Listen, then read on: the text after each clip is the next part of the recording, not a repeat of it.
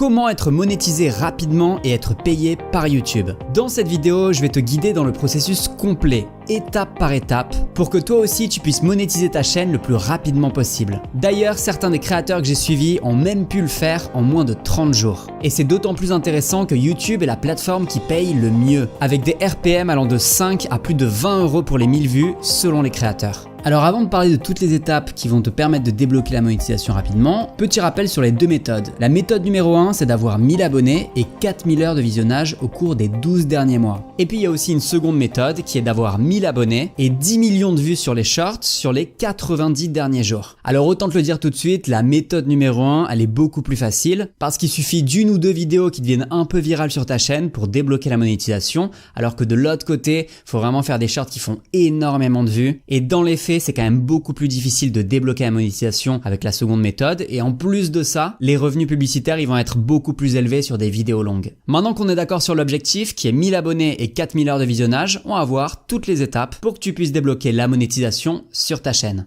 Étape numéro 1, trouver une niche. Aujourd'hui sur YouTube, il y a tellement de spectateurs que ça peut être intéressant de se concentrer sur une seule niche, c'est-à-dire une thématique pour ta chaîne. Ça va vraiment t'aider de te nicher au début sur ta chaîne parce que ça va te permettre de créer des contenus qui vont cibler des audiences beaucoup plus précises, et ça va te permettre de parler beaucoup plus spécifiquement à des spectateurs et par la même occasion de te faire découvrir plus facilement aussi. Il faut bien comprendre aujourd'hui qu'il y a tellement de spectateurs sur internet que c'est pas la peine de forcément choisir une thématique extrêmement large, extrêmement diversifiée, parce que chaque sous-niche peut attirer des centaines de milliers de personnes. Aujourd'hui, il y a des chaînes YouTube qui parlent d'impression 3D, qui parlent de CrossFit, au lieu de parler de musculation de manière générale. Ils vont juste parler d'une certaine méthode de musculation, comme le poids du corps ou la force. Et dans toutes ces sous-niches, il faut voir ça comme des cercles où il y a potentiellement des millions de personnes. Donc mieux vaut essayer de toucher efficacement une petite part du gâteau qu'essayer vraiment directement dès le début de ta chaîne d'être ultra généraliste et de parler à tout le monde. Après, c'est pas parce que je te conseille au début de partir sur une niche précise que dans le futur, quand ton audience sera engagée et tu commenceras à avoir développé une communauté, que tu pourras pas élargir. Non, clairement, tu pourras le faire, mais peut-être dans un second temps. Petite question à se poser aussi, c'est est-ce que ta niche est rentable? Un petit calcul comme ça pour te montrer. Imaginons que tu souhaites générer au moins 100 € par vidéo. Il y a une énorme différence entre avoir, disons, un CPM de 7 € pour 1000 vues. Et du coup, pour avoir ces 100 €, il te faudra 14 000 vues. Et avoir un CPM de 20 €. Et là, seulement 5000 vues sont nécessaires. Étape numéro 2, avoir plein d'idées pour tes vidéos. Ça, c'est vraiment un point crucial. D'ailleurs, moi, avant même de créer des vidéos, je pense directement au titre et à la miniature. Parce que c'est souvent ça qui va attirer l'attention et qui va définir en amont la réussite ou non d'une vidéo. Ce que je te conseille de faire, c'est de faire un tour sur YouTube, voir plein de vidéos dans ta thématique, dans la niche dans laquelle tu veux te lancer, et de prendre des notes de plein d'idées que tu pourrais avoir. Et les idées amènent les idées. Donc dès que tu vas commencer à prendre des notes, dès que tu vas commencer à faire une liste, tu vas voir que de plus en plus rapidement, elle va s'agrandir à une vitesse folle, alors que peut-être les premières idées, quand tu as une page blanche, c'est pas facile au début d'avoir sa première, deuxième, troisième idée, mais ensuite tu vas voir que ça va couler de source, et ça va te permettre de ne jamais manquer d'inspiration et de pouvoir créer plein de vidéos sur ta chaîne. Ce petit travail de recherche d'idées, ça va aussi te permettre de surfer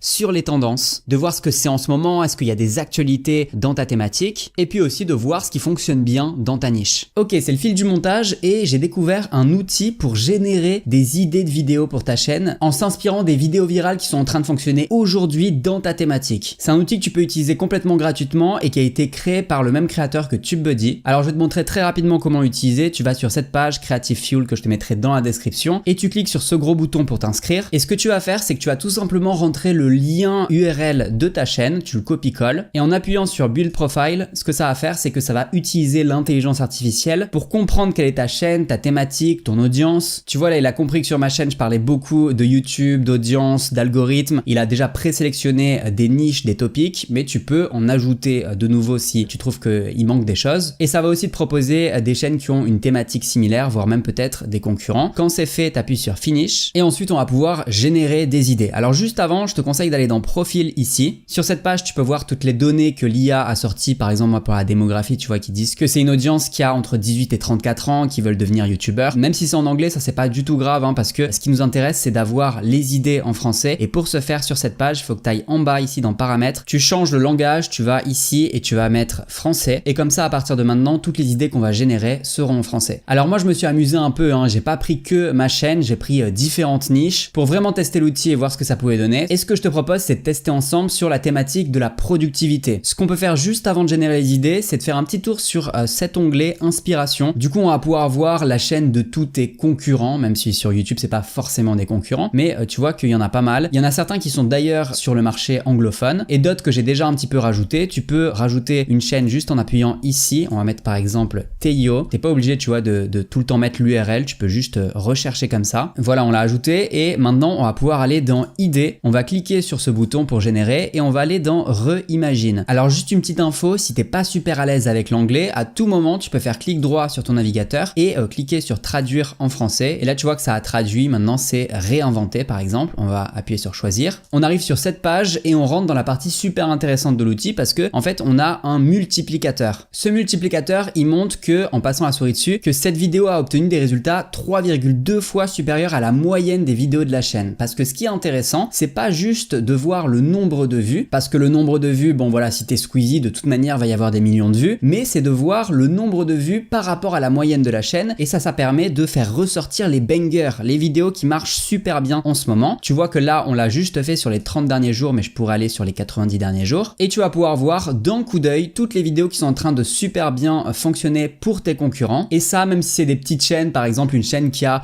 juste 1000 abonnés, mais qui a fait 10 000 vues sur une vidéo, ben forcément, ça veut dire que c'est une vidéo avec un concept viral. Et ça s'arrête pas là parce que, imaginons que cette vidéo de ce youtubeur que je connais pas du tout, c'est l'IA qui m'a proposé pour la chaîne de productivité. Le titre est en anglais, on voit que la vidéo fonctionne vraiment super bien. On peut juste cliquer dessus. C'est une vidéo de productivité pour les étudiants, tu vois, apprends à étudier avant qu'il soit trop tard. Tu peux appuyer sur générer des idées pour ta chaîne. Donc là, ça dit que ça génère les bangers. Et voilà, là, ça te sort des idées avec un score. Tu peux passer la souris dessus pour avoir un peu plus d'infos. Donc on a par exemple découvrez des astuces de gestion du temps qui changent la donne, apprenez à être vraiment productif avant qu'il ne soit trop tard. Donc là tu vois before it's too late et avant qu'il ne soit trop tard, il reprend un peu ce concept parce que c'est probablement un concept un petit peu psychologique dans le titre qui fait que avant qu'il soit trop tard, tu as envie de cliquer et ça a bien fonctionné pour lui, donc ça peut fonctionner aussi pour ta chaîne, notamment encore plus si tu es vraiment dans cette niche de la productivité. Quand tu as des idées que tu aimes bien, imaginons qu'on aime bien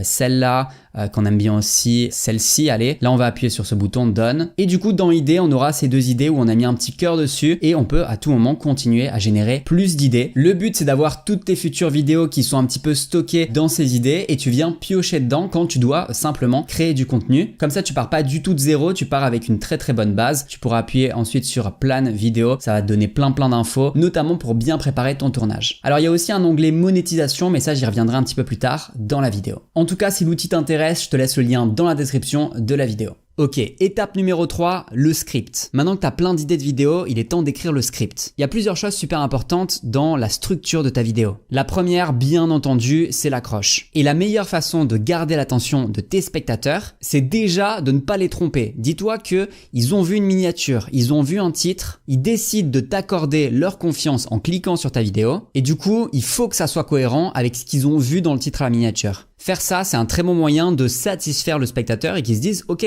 j'ai cliqué sur ça, je suis rassuré, il me donne ce que j'ai envie de voir. » Ensuite, ce que tu peux faire, c'est expliquer ce qu'il va y avoir dans cette vidéo, ce qu'on va voir, ce qu'il va y avoir dans la vidéo pour lui et en gros, plus ou moins, pourquoi il devrait regarder cette vidéo, pourquoi il devrait rester. Ensuite, bien entendu, il y a tout le contenu de la vidéo et puis à la fin, il y a le fait de rediriger. Ça, c'est super important d'utiliser les écrans de fin qui sont disponibles. Tu sais, à la fin d'une vidéo, quand tu as des créateurs de contenu qui te disent « Bah, tu peux aller voir cette vidéo, tu peux aller voir ceci, cela » et que tu as du contenu qui arrive sur lequel tu peux cliquer. Bah ça, clairement, utilise-le et redirige ton audience vers d'autres de tes vidéos. C'est bien entendu super important pour les 4000 heures de visionnage et pour pouvoir débloquer la monétisation. Mais en plus de ça, ça te permet d'optimiser les vues. Au lieu d'une vue, bah t'en as deux parce que la personne continue à aller sur une autre de tes vidéos. Puis peut-être qu'elle va continuer ça pendant longtemps. Et puis surtout, ça alimente toute ta chaîne. C'est ce qu'on voit beaucoup sur des créateurs qui commencent un petit peu à percer. Ils ont une vidéo qui fonctionne super bien. Et puis d'un coup, toutes leurs vidéos qu'ils ont fait par le passé, qui n'avaient pas forcément beaucoup de vues, bah ils voient leurs vues augmenter sur toute leur chaîne. Mais ça, bien entendu, c'est à condition d'avoir bien lié les vidéos les unes entre les autres, d'avoir créé des playlists et d'avoir fait tout ce travail en amont.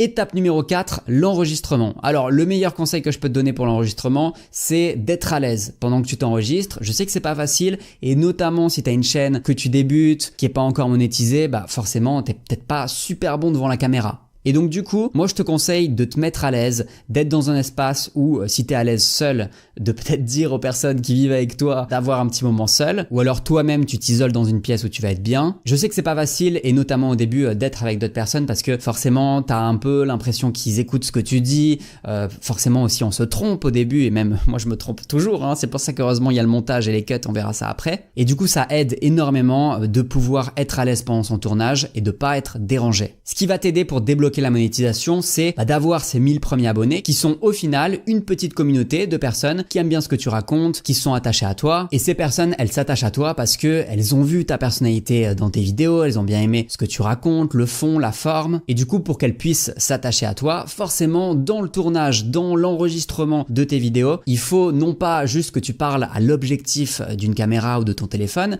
mais directement aux gens. Bien entendu, ça s'apprend petit à petit et peut-être que je te ferai une vidéo qui parlera de ça en détail. Tu peux me le dire en commentaire si ça t'intéresse et si c'est le cas, je t'en ferai une. Un petit tips aussi, c'est potentiellement de batcher tes vidéos. Si tu es assez à l'aise en tournage et si peut-être tes vidéos elles sont pas extrêmement longues, ça peut valoir le coup de tout faire directement ensemble, c'est-à-dire regrouper le tournage et tenter de filmer plusieurs vidéos en une seule session. Ça va te faire gagner énormément de temps. Étape numéro 5, le montage. Et le plus important dans le montage, c'est déjà de corriger toutes les erreurs, mais aussi de bien rythmer la vidéo. Ça va t'aider forcément pour les 4000 heures de visionnage. Un montage qui est bien fait, c'est un montage qu'on ne voit pas et aussi on sent pas le temps passer quand on regarde la vidéo. Ce que je te conseille de faire, c'est notamment de soigner le début, de soigner les 30 premières secondes, la première minute, là où les gens sont pas encore certains de rester sur ta vidéo. Ils ont cliqué, c'est bien, félicitations, mais il faut les garder. Donc c'est bien quand c'est rythmé, bien soigné dès le début, quitte à un petit peu moins rythmer la fin, comme ça tu répartis aussi ton temps de montage et de toute manière des personnes qui sont déjà restées sur ta vidéo 5, 10, 15 minutes vont regarder la fin de ta vidéo sans aucun souci. Un bon moyen aussi de rythmer tes vidéos, c'est d'ajouter des musiques, ça peut vraiment aider. C'est pas indispensable pour toutes les vidéos, mais soit à certains moments ça vaut le coup, soit pour certaines chaînes, certains types de formats, ça peut être vraiment primordial. Et le mieux, c'est de choisir des vidéos qui sont libres de droit, comme ça t'as pas de souci de démonétisation, ça serait vraiment dommage. Je t'ai créé une vidéo pour les musiques libres de droit, je te l'ai mis ici en fiche, tu peux la regarder aussi. Et puis on va passer ensemble à la 6e étape. Ok, maintenant que ta vidéo est montée et prête à être publiée, on passe à l'optimisation de la vidéo. C'est déjà le moment où pendant ta publication, tu vois si ton titre et ta miniature matchent bien ensemble. Et puis aussi clairement le moment où tu vas pouvoir optimiser, que ce soit la description, les mots-clés, notamment si ta stratégie, ça va être de référencer ta vidéo sur YouTube. Il y a plein de choses que tu peux faire. Tu peux décider de chapitrer ta vidéo, notamment tu vois en mettant les temps comme ça et puis derrière tu mets un titre. Dans la description, il y a plein de choses à faire, mais il y a aussi toute la partie sous-titrage, écran de fin. Tu peux ajouter des éléments, des liens, des vidéos, des playlists. Le bouton s'abonner aussi si t'as pas encore tes 1000 abonnés. Tu peux rajouter des fiches aussi. Et puis sur tes vidéos aussi, t'as toute une partie tag. Et puis d'ailleurs, dis-moi si t'es intéressé par une vidéo spécifique où je te montre tout ce que je fais pendant la publication, les cases que je coche, que je décoche. Tu peux juste me le dire dans les commentaires, t'écris paramètres et je saurai que je dois créer une vidéo sur ça. Ok, c'est de nouveau fil du montage. Je vais te montrer la partie monétisation de Creative Fuel. Alors comme tu sais, la majorité des youtubeurs gagnent de l'argent bien entendu avec les publicités YouTube, mais aussi avec des programmes d'affiliation et des vidéos sponsorisées. Ce qui est intéressant avec la partie monétisation, c'est que l'IA de l'outil, en ayant analysé ta chaîne, va te dire ok, j'ai compris que ta chaîne c'était une chaîne qui parlait de business et d'entrepreneuriat, aussi de tech et il a pris aussi développement personnel parce que le début de ma chaîne c'était ça. Il y a pas mal de vidéos sur la chaîne qui parlent de développement personnel. Donc il a vraiment fait un bon boulot à déterminer de quoi parlait la chaîne. Et si j'appuie par exemple sur tech, il va me proposer des marques avec lesquelles je pourrais potentiellement travailler. Donc Sennheiser, c'est tout ce qui est audio, micro, ça pourrait bien coller. Canva, ça colle très très bien parce que j'ai déjà travaillé avec eux sur la chaîne. Mais c'est pas tout parce que t'as pas que cette partie, t'as aussi le fait d'aller un peu plus en détail en cherchant par topic. Donc moi, tu vois, si je clique dessus, il reprend un petit peu les topics de ma chaîne qu'il a réussi à avoir dans les données. Je peux cliquer dessus et voir ce que ça donne. Mais aussi, ce qui me semble vraiment super intéressant, c'est d'espionner. Channel Spy, c'est un peu espion des concurrents et voir sur tous les concurrents qui sont dans l'inspiration, quels sont les liens d'affiliation qu'ils ont dans leur description, avec quelle marque ils ont fait des vidéos sponsorisées. Tu vas pouvoir voir sur tous tes concurrents actuellement sur ta thématique, avec quelle marque ils travaillent, et ça va te donner l'info pour pouvoir contacter ces marques pour faire des vidéos sponsorisées. Bon, il faut quand même avoir une petite audience parce que sinon ça va pas le faire, mais quoique, parce que sur certaines niches, même avec une toute petite audience, les marques peuvent être vraiment intéressées si le marché est pas super grand. Et si tu débutes, t'es pas obligé non plus de faire forcément des vidéos sponsor, tu peux aussi avoir simplement un ou plusieurs programmes d'affiliation avec des liens affiliés sur ta chaîne. Et voilà, cet outil vraiment il va te permettre d'aller un petit peu espionner et quelle marque tu pourrais contacter. D'ailleurs, je suis en train de penser que dans une prochaine vidéo, je pourrais prendre l'une de vos chaînes. C'est d'ailleurs ce que je peux faire si ça vous intéresse. Dans les commentaires, je prendrai une ou plusieurs chaînes et je ferai un petit peu un tour de l'outil, que ce soit d'analyse de vidéos virales, de monétisation possible avec des affiliations des marques, et quelle vidéo exactement serait super intéressant pour cette chaîne en question de publier pour vraiment gagner en visibilité, en vues et en abonnés. Alors le lien vers cet outil qui me semble vraiment super intéressant pour les youtubeurs, il est dans la description, ça sera le premier lien. Tu peux t'inscrire gratuitement et en fait tu as vraiment déjà plein de choses dans la version gratuite. Tu peux utiliser, je pense, quasiment tous les outils que je t'ai montré dans cette vidéo. Tu peux avoir quelques petites limitations. Je pense que tu peux générer des idées 3 fois par jour, pas plus, mais bon, ça peut vraiment déjà faire l'affaire. Et si après avoir testé l'outil, il t'aide et ça t'intéresse, tu as aussi des versions payantes qui sont vraiment raisonnables. Là, tu vois qu'on est sur 5 $, 7 $, c'est encore moins d'ailleurs en euros. Et d'ailleurs, il y a des réductions en plus si tu as une chaîne avec moins de 1000 abonnés.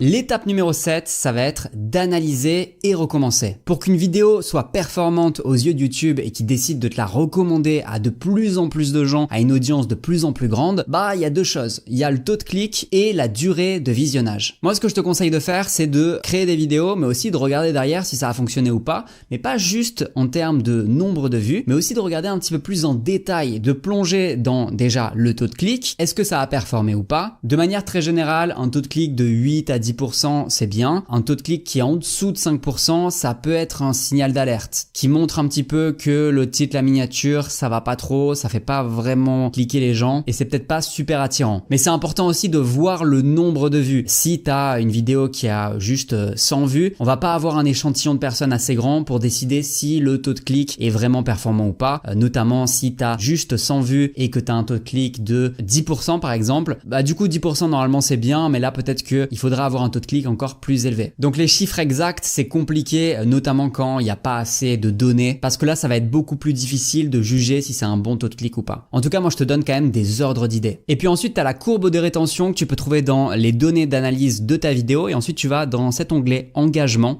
et tu descends tout en bas. Tu vas voir cette courbe-là qui te montre si la chute est abrupte ou pas, notamment pour les 30 premières secondes. Là, tu vois que 67% des spectateurs regardaient encore la vidéo à environ 30 secondes. Clairement, sur cette vidéo, j'aurais pu mieux faire, comme j'aurais pu faire encore pire, bien entendu. En tout cas, là, on voit notamment sur cette première partie que c'est quand même assez abrupt, jusqu'aux 12 premières secondes. Et puis après, la descente l'est un petit peu moins. C'est toujours intéressant de regarder cette courbe-là et puis ensuite de vraiment regarder ta vidéo, voir pourquoi les gens auraient pu partir, ce que tu aurais pu améliorer, et puis à la fois où les spectateurs quittent la vidéo, mais aussi où des fois tu as des pics qui reviennent, ou peut-être les gens revisionnent ta vidéo. Ça peut être intéressant de voir ce que les gens re-regardent. En tout cas, ça c'est plein d'infos qui sont intéressantes, et je pense qu'il faut pas que tu oublies que le plus important c'est de continuer de poster, de s'améliorer de vidéo en vidéo, et puis surtout de pas abandonner. Si tu veux réussir sur YouTube et avoir tes 1000 premiers abonnés, je t'ai laissé dans la description le lien vers une formation gratuite. Tu me laisses ton email et je t'envoie tout sur ces prochains jours. Et puis je te laisse avec cette vidéo qui est une astuce pour avoir tes 4000 heures de visionnage plus facilement.